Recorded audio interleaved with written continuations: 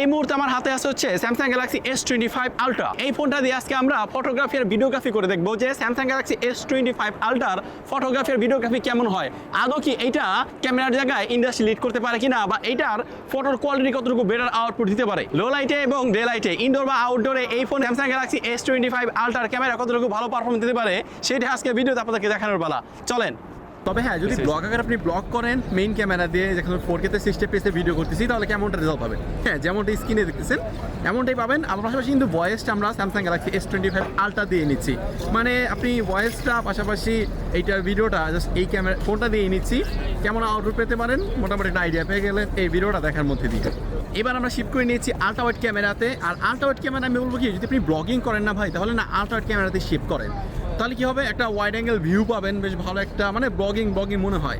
1x বা main camera দিয়ে যখন আপনি 1x ভিডিওগ্রাফিটা করবেন, তখন হবে কি আপনার চেহারাটা একটু বেশি টাইট হয়ে যাবে, ফোকাল লেন্থ হয়তো একটু ভালো থাকলেও দেখতে একটু উইয়ার্ড লাগে।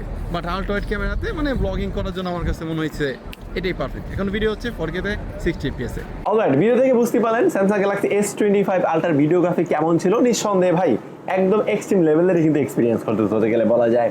আমরা যখন আলট্রা ওয়াইড ক্যামেরায় যখন বেসিক্যালি শিফট করে নিলাম, বেশ ভালোই, পাশ দিকে আপনারা মসজিদটাও দেখতে পাচ্ছিলেন, দেখতে বেশ ভালোই লাগে, আই ক্যাচিও লাগে। তো বেসিক্যালি আমি বলবো কি, যখন আপনারা ব্লগিং টগিং করবেন মেন ক্যামেরাটা বাদ দিয়ে আলট্রা ওয়াইড ক্যামেরায় শিফট করে নেন, যেহেতু ওখানে 4K তে 60 fps রয়েছে।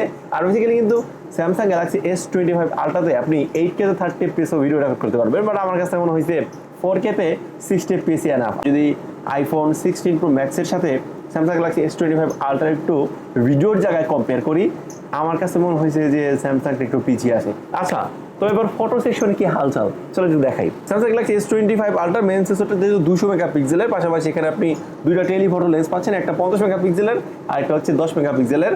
আর যে 50 মেগাপিক্সেল আছে ওটা হচ্ছে পেরিস্কোপিক টেলিফটো লেন্স, যাতে আপনি যে 100x জুম করতে পারবেন। আচ্ছা দেখেন, আমরা যখন টেলিফটো লেন্স দিয়ে 5x অপটিক্যালি জুম দিয়ে একটু লো লাইট সেকশনে ফটোগ্রাফি করছি, কি এক্সপিরিয়েন্স পেয়েছি আপনাকে দেখাই। দেখেন একটা ছবি বিল্ডিং এর আড়ালে প্রপার, মানে দিনের বেলায় ছায়া আছে, ওইখানে কিন্তু আমরা এই ছবিটা ক্যাপচার করছি। আর এইখানে এইচডি টেক্সচারটা কিন্তু বেশ ভালো পরিমাণে মিসম্যাচ করেছে, বা ব্যালেন্স করতে বেশ ভালো পরিমাণে কিন্তু হিমশিম খেয়ে গেছে। তো এইটা আসলে একটু আলট্রা সিরিজের ফোন থেকে আমাদেরকে একটু ডিসঅ্যাপয়েন্ট করছে। আবার পাশাপাশি আর একটু জুম করেও যদি আপনাদেরকে দেখাই, তাহলে দেখতে পারবেন এখানে কিন্তু কিছুটা নয়েজ আর গ্রেনের মাত্রাও কিন্তু চলে এসেছে।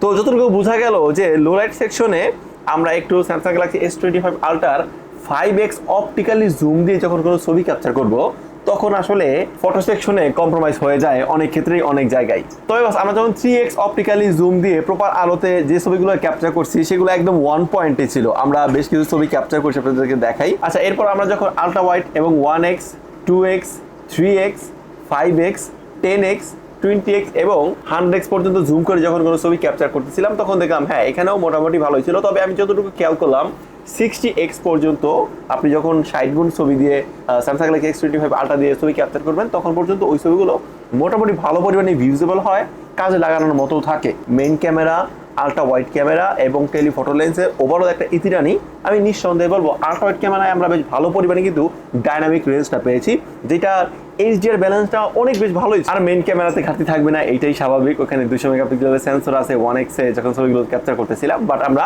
টেলিফটো লেন্স যখন শিফট করতেছিলাম, বাট ওইটা যখন 5x জুম করতেছিলাম লো লাইট সেকশনে, তখনই কিছু মিসম্যাচ বা ঘাটতির পরিমাণ লক্ষ্য করছি এই ফোনটা থেকে।